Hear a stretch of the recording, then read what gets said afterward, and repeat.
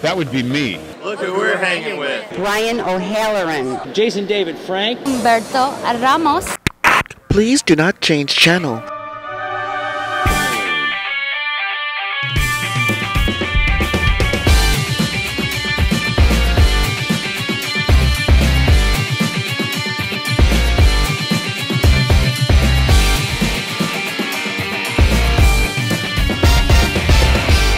Hello, World Wide Web. Welcome back to the Hangin With Web Show. I'm GW Pomichter. Thank you so much for logging on and tuning in. If you haven't done it yet, we'll wait.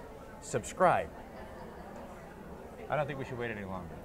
I really don't think we should, because that guy takes forever anyway. So subscribe, hit the little blue bell, come back over and over again. We have artists, we have authors, we have filmmakers, we have musicians, we have creators of all kinds on the Hangin With Web Show. We are here right now hanging with author Bree Kayson, the author of Cancer Wasn't on My Bucket List. Wait for it. You'll get there. That's right. Cancer bucket list, not that. You got it. Anyway, okay. It's a personal journal. This is your story. Yes. Wow. First of all, we are really glad you're here with us. So thanks for hanging with us. Okay. We are really glad you're here with us. We didn't even know her. We're still glad she's here. So I would ask what inspired this book, but I'm fairly certain we know the answer to that. So why the book? What did you want people to know about your journey? Well, when I was diagnosed with breast cancer, I wanted to share my story to pay it back, because I found so much strength in reading other people's stories and how they had overcome it. So I wanted to just pay it forward and share my story. And I've always been a journaler, so I just journaled through my whole experience, and in my book I share raw excerpts of my journal. So wow. I take you there. You're going to know. You're going to know what she was thinking that day. Yeah. How long ago? 7 years. 7 years? Yes. How long have you been cancer free? 7 years. 7 years. 6, I guess. 6 years. Yeah. It happened 7 years. It's hard to imagine for anybody that hasn't gone through it. Yeah. What that journey must be like. Even reading that journey is, it's hard to read because it's so personal to you. But no one can even fathom, what that's like. What's that moment like for you, and how did you find the strength to get through it? Well, that moment... Surviving is a skill, not it's not a state of being. It's a skill. It's something you have to do. It's not done for you. Yeah. So how did you do it? And I think everyone has to handle it in their own personal way, but in that moment, that second that you're told you have cancer, your brain kind of goes numb. Is it in that moment, or does it take a while to process? Or for me, it was in that moment.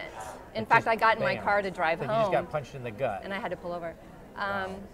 Yeah, because I was very healthy. I eat right, I exercise. It was the last thing that I thought was coming my way. Yeah, this is the thing that shouldn't happen, right? Yeah, but the main, my story was a little bit different. I took a different path. Okay. My doctors it was a very aggressive type of breast cancer. In fact, my doctor told me that had I been diagnosed a few years earlier, it would have been a death sentence. But the technology had progressed to the point where they had done some research and were able to target those specific kind of cells. We live in amazing times. Yes.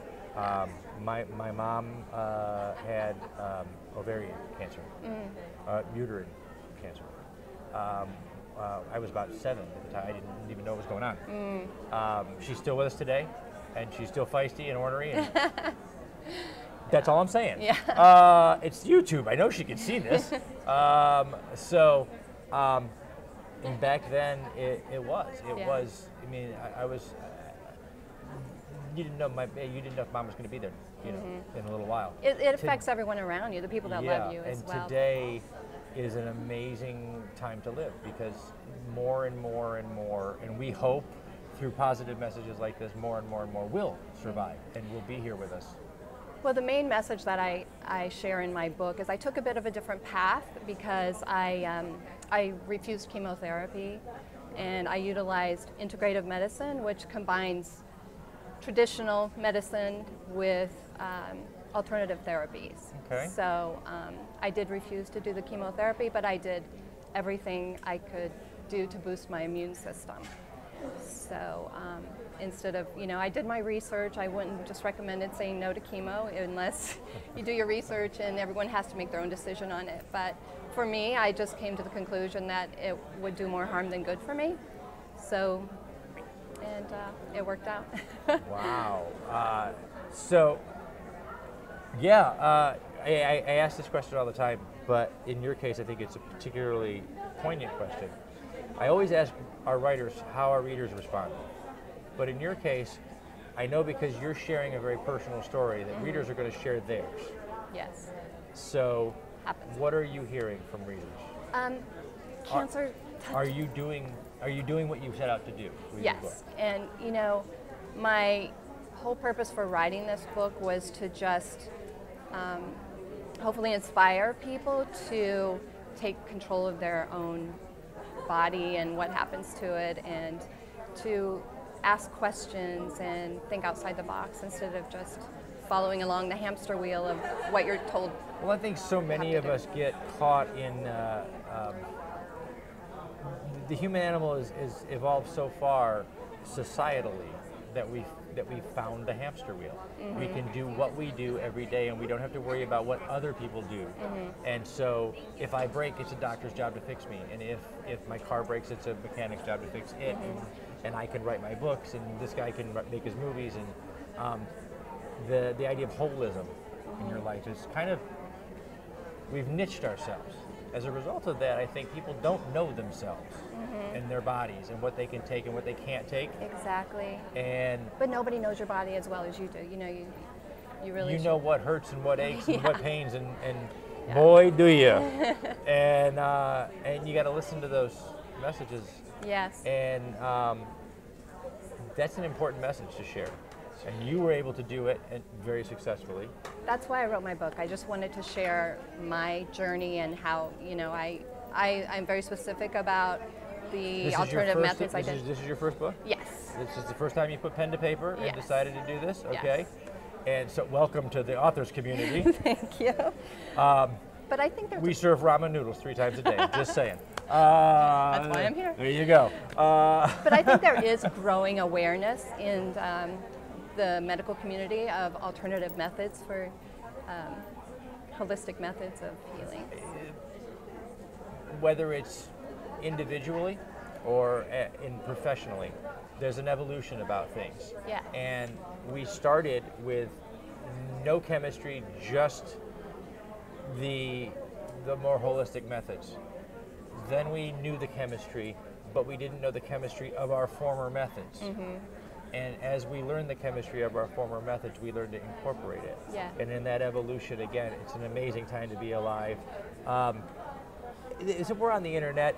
She writes an inspirational book. She shares a personal story.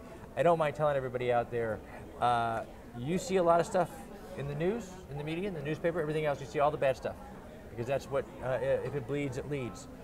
But there has never been a better time in human history to be a human being than there is today, this day, because we're sharing these stories, we're passing them down. Yes. You're a part of that. How does that feel? That feels great. See, there's always a question in there somewhere. I do a lot of mouthing, but I also ask questions. So, what would you say is the most unique thing that you tried as a part of your more holistic approach to your treatment?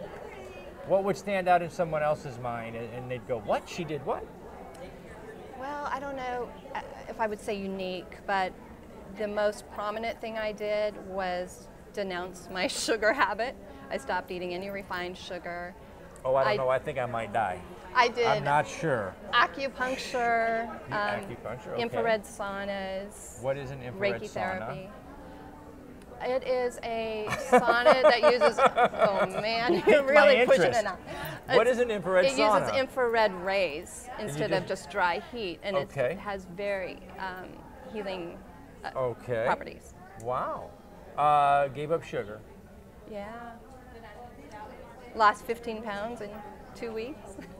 That's a good byproduct of giving up sugar, although you don't have to worry about that. I lose 15 pounds, I won't be here anymore. I'll be invisible. So, okay, yeah. So you tried just. Where did you go for inspiration for the things that you wanted to participate in for your treatment? Well, I'm a Reiki therapist. So. What is that? It's an ancient Oriental method of healing where the practitioner channels energy into the. Now, I saw you smile when you said that because I know that. Because I know you're thinking the average person's eyebrow. Yeah, my eyebrow didn't go up. Okay, I really did. I just because you're a professional. No, yes, that's right. As far as you know, that's true. No, I just had a psychic sitting in the chair. Okay, I'm good. Don't knock that till you try. No, I'm not knocking it at all. He was good, really, really good. So no, I mean that's what we are. We're flesh and bone, but we're energy inside. Our bodies are made of energy, yes. And so it's not a shocking thing to hear. Yeah.